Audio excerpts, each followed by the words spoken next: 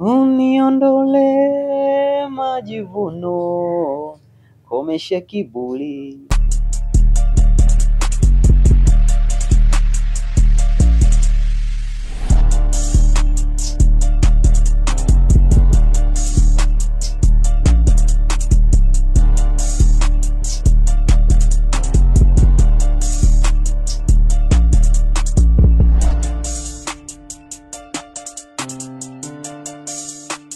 Yeah, nipo na All Star, moja wa wasanii ambao wanafanya vizuri sana hasa kwenye gospel. Tunatamani kujua mengi sana kuhusiana na muziki ambao anaofanya, lakini pia tuanzie kwenye video yake ya Asante ambayo imefanya vizuri sana, imechezwa kwenye media kubwa kama Trace Music na media nyingine kubwa. Natamani kujua ameipokeaje kama msanii wa gospel. Kwa upande wangu mimi nimepokea vizuri kwa sababu ni support kubwa ambayo watu wamenionyesha, na mpaka kufikia nyimbo yangu kuchezwa kwenye media kama hizo Trace. Unajua Trace inaonyeshwa dunia nzima. So ni utukufu wa Mungu. Mungu ameruhusu kazi yake iweze kuonekana. Basi namshukuru sana. Sawa. Na pengine labda vile ambavyo uliona ikichezwa kwenye media kama ile, kuna ujumbe gani hasa ulikuja kwako, labda hasa kwenye maandalizi ya kazi nyingine? Ujumbe ambao ulikuja kwangu ni kwamba niendelee kufanya kazi nzuri zaidi ambazo zitaweza kujitukuza mbele ya Mwenyezi Mungu. Moja ya wasanii ambao wamefanya vizuri sana kwenye mziki wa gospel ni pamoja na dada yangu Rose Muhando. Ameinspire vijana wengi sana kuingia kwenye mziki wa gospel. Kwako wewe unamzungumziaje dada yetu Rose Muhando? Rose sio dada yako. Rose ni mama. Rose ni mama. Kwangu mimi namzungumzia kwa hali ya upekee sana, kwa sababu nyimbo zake zimewaponya watu wengi. Nyimbo zake zimewafanya watu wengi waweze kumjua Mungu na waweze kujua nini maana ya kuishi katika dunia. Na kuna kitu ambacho alikujenga hasa ulivyokuwa unasikiliza nyimbo zake, kwa sababu nyimbo zake ni nyingi sana, lakini ni nyimbo ambazo zina utukufu ndani yake. Vile ambavyo ulikuwa unasikiliza zile nyimbo, kuna namna zilikuwa zinakujenga kwa namna moja au namna nyingine? Of course zilikuwa zinanijenga sana, hasa ile nyimbo yake ya uniondole majivuno, komesha kiburi. Ile nyimbo ilikuwa inanibariki sana. Inatufundisha kwamba chochote tunachokifanya takiwa kujivuna, yani Mungu atuondolee baadhi ya hali fulani katika maisha yetu ili tuweze kuishi vizuri. Pengine ulianza kumsikiliza toka lini mama yetu Rose Muhando? Mimi sikumbuki toka lini, ila mimi nilijikuta namsikiliza tu kwa sababu kipindi kile wazazi wetu walikuwa wakiwa wanafanya usafi wanaweka nyimbo za Rose Muhando, Boni Mwaitege, Solomon Mkubwa. Kwa hiyo ni nyimbo ambazo tulianza kuzishiba tukiwa bado wadogo, tofauti na sasa hivi kizazi chetu. Mtu anaamka asubuhi anafanya usafi anaweka nyimbo za Bongo Flava. So inakuwa ni ngumu hata kwa kizazi cha sasa hivi watoto kufanyaje kurithi ujumbe mzuri kutoka kwa Mwenyezi Mungu. Sawa. Kama mtumishi wa Mungu na najua kuna mengi ambayo utakuwa unapitia hasa kipindi hiki ambacho taifa la Tanzania kuna hali inapitia. Pengine nini maono yako sasa kwenye swala la amani kama mtumishi wa Mungu? Kwanza kabla ya yote hili swali naomba nilijibu kwa hekima za kimungu. Mungu aniongoze katika majibu yangu. Ukisoma Mambo ya Nyakati 7 mstari wa 14 inasema, ikiwa watu wangu walioitwa kwa jina langu watajinyenyekesha na kuomba na kunitafuta uso na kuziacha njia zao mbaya, basi nitawasikia toka mbinguni na kuwasamehe dhambi zao na kuiponya nchi yao. So kwa Tanzania sasa hivi tupo katika kipindi ambacho tunatakiwa tujinyenyekeze sana mbele ya Mwenyezi Mungu, kwa sababu amesema ikiwa watu walioitwa kwa jina langu watajinyenyekeza. Mungu anapenda sana mtu mnyenyekevu. Mungu hapendi mtu mgomvi, kwa sababu aliahidi yeye mwenyewe kwamba vita vyetu atavipigana yeye. Sisi hatutakiwi kupigana, kwa sababu si vita vyetu sio vya mwili na nyama. Vita vyetu ni vya kiroho. So inatakiwa tujinyenyekeze mbele ya Mwenyezi Mungu, tuweze kuombea amani Tanzania, tuache mambo mabaya, mambo maovu tuweze kuachana nayo. Cha msingi tujinyenyekeze mbele ya Mwenyezi Mungu ili aweze kushusha huruma yake katika taifa letu. Sawa. Tukija kwenye upande wako mwingine sasa, wewe ni mtu ambaye una vipaji vingi. Unachora tattoo, lakini pia kwenye mitandao ya kijamii ni mtu ambaye unatengeneza content kali sana. Idea ya kujiita mgunduzi ilikujaje? Tunaona tu umegundua kitu fulani. Ulifikiria nini hasa kwenye? Nilikuwa nikikaa nagundua, yani kama hivi nilivyokaa hapa nimegundua umeniwekea mic mbili, My TV na hii Bonga TV, Bonga Plus. Ni ugunduzi, yani kama hivi nimekaa tu hapa nimegundua umeniwekea mic. Na sio hivyo tu, nimegundua vitu vingi pia, nimegundua una macho mawili. Nimegundua nimevaa miwani. Yani ni mambo ambayo usipokuwa mwanasayansi hauwezi ukaelewa. Yani ni lazima usome sana, kuwe na akili ya ziada kuweza kugundua vitu kama hivyo. Mara nyingi vitu ambavyo unafanya ni vya uhalisia. Sije kugundua kitu ambacho sio.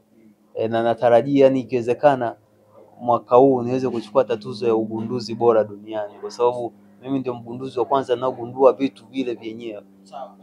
Labda tukisema labda tumgundue msanii fulani, labda of course. Tukisema kwamba tumgundue msanii fulani, maybe Ndaro, unaweza ukamgundua kwa staili gani? Nimegundua Ndaro ni muimbaji na ni mchekeshaji. Sawa, tuje hapo hapo kwenye msanii Ndaro ambaye anafanya vizuri sana kwenye comedian lakini Bongo Flava. Ameachia nyimbo ya watoto wa 2000 inafanya vizuri sana. Kwa wewe kama rafiki yako lakini pia msanii mwenzako, ile nyimbo ulionaje? Unajua jana pia nilikuwa nimefunga kwa ajili ya Ndaro. Nilikuwa nafanya maombi kwa ajili ya Ndaro. Unajua kuna vitu ambavyo Mungu ananionyesha juu ya Ndaro kwa hali ya kawaida nikikwambia unaweza usivielewe. Ila ni kwamba Ndaro ni mtu ambaye Mwenyezi Mungu amembariki kwa namna yake. So tusipokuwa makini au hata tukiwa makini tu ndani ya hizi siku za usoni anaweza katuletea tuzo hata za Grammy Tanzania. So Mwenyezi Mungu alikuwa ananionyesha kitu kuhusu Ndaro, ikabidi nifunge, nipige magoti, nianze kuomba sana ili maono yangu yaweze kutimia.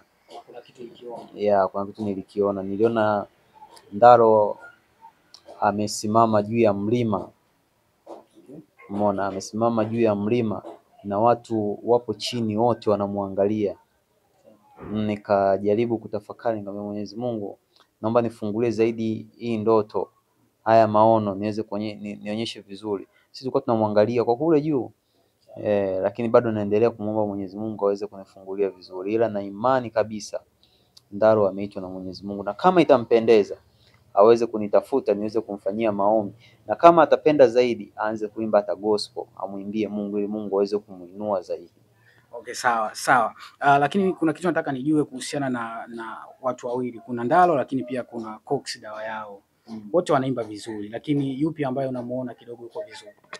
Wote wako vizuri, wote wako vizuri. Tatizo ni kwamba naweza nikasema labda sijui studio anazotumia, kwa sababu studio nao rekodi Ndaro nyimbo zinakuwa zimenyoka, hazi scratch, ila nyimbo za Cox zinakuwa kama zina scratch, yani ukiplay inakuwa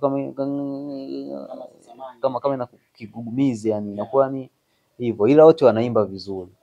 Na hata Cox pia anaweza akananilia akatuletea tuzo hivyo, japokuwa sijaonyeshwa. Akikaza anaweza akatuletea hata tuzo. Unaweza kaachana na kazi ambazo anazifanya sasa Cox. Sasa nikwambie mfano kama Cox si ana kigugumizi, anaweza kawa anapiga nyimbo zile za kigugumizi, anaimba kigugumizi mwanzo hadi mwisho kama Mama Amina vile anavyofanya. Kwa sababu Cox kuimba alikuwa anaimba tokea muda kitambo. Alipofika da akawa amepata kigugumizi kwa sababu alikuwa anaimba tokea Mbeya. Kwa hivyo fika da akawa amepata kigugumizi, unaelewa? Na hiyo kupata kigugumizi ni vifungo ambapo ukiwa na kipaji fulani aidha kipaji cha kuimba, ili yule aliyekufunga akufunge usiweze kuimba, ni lazima akusababishie kitu ambacho kitazuia. Kwa hiyo maana Cox akapata kigugumizi. Pia naye hajachelewa, anaweza akamtafuta mtumishi yote aweze kumuombea hiyo nguvu na pepo la kigugumizi liweze kutoka katika jina la Yesu, na aweze kuimba nyimbo zake vizuri. Kwa sababu Cox nyimbo zake za zamani ukizisikiza vizuri alikuwa anaimba bila nini? Kigugumizi. Lakini sasa hivi hata Cox ukimwambia hapa ongee, anavyoongea yani kwamba unaona sasa kwamba ni mtu fulani aliyefungwa. Kwa hiyo inabidi ajue namna gani ya kujirudisha mbele ya Mwenyezi Mungu aweze kutoa hivyo vifungo vya kigugumizi ili aweze kuimba vizuri kama Ndaro. Sawa. Nataka uambie marafiki zako Mr. Mwanya pamoja na Uncle Zala ili beef lao litaisha lini, au ni kitu gani ambacho wanatamani wanatakiwa kufanya ili beef lao liweze kuisha? Maybe wanaweza kaandaa hata pambano, labda kikatokea chochote. Sasa pambano Mr. Mwanya si atamchapa viboko Nzala jamani. Unajua beef lao ni nzuri, ni beef ambalo linawafaidisha wote, na mpaka sasa hivi hajapatikana mshindi kwa sababu wote wapo 50-50. Wote wanajua, wote ni comedian, wanachekesha. Lakini sema tu ni mmoja tu ndo amekosa nidhamu kwa mwenzie. Nzala amekosa adabu kwa Mr. Mwanya. Na Mr. Mwanya naye ana mambo ya kitoto. Unajua unaposhindana na mtoto unakuwa kama mtoto. Kwa hiyo wote wako vizuri. Mungu aweze kuwainua, waweze kubishana kwa akili. Waache beef. Kwa hiyo pengine unaweza kuwashauri kwamba wapunguze utoto kwenye kazi zao. Mr. Mwanya apunguze utoto na Uncle Nzala awe na adabu. Kwa sababu wanapokuwa wanagombana mkubwa na mtoto, wote wanaonekana watoto. Yaani Nzala yule anatakiwa abishane na mtoto mwenzia, Misi unaelewa, tajiri mfupi, watu kama hao. Sawa. Tumalizie na neno ambalo natamani kuambia Watanzania baada ya kuachia project yako ya video ya Asante. Ni project ambayo imepokelewa kwa ukubwa zaidi. Nini hasa matarajio yako baada ya kuachia video kama hii ambayo imefanya vizuri? Matarajio yangu ni kuachia kazi zaidi na zaidi vile Mungu atakavyoniongoza na Mungu atakavyoniwezesha. Ila kitu ninachoomba Tanzania waweze kunisupport sana katika kazi za Mungu. Pale ninapojitolea kumwimbia Mungu na kumtukuza Mungu kwa njia ya Injili, basi watu waweze kusupport, kwa sababu hawanisupport mimi tu, ila wanatengeneza na njia zao nzuri za kuweza kufikia utukufu wa Mungu wao pamoja na vizazi vyao.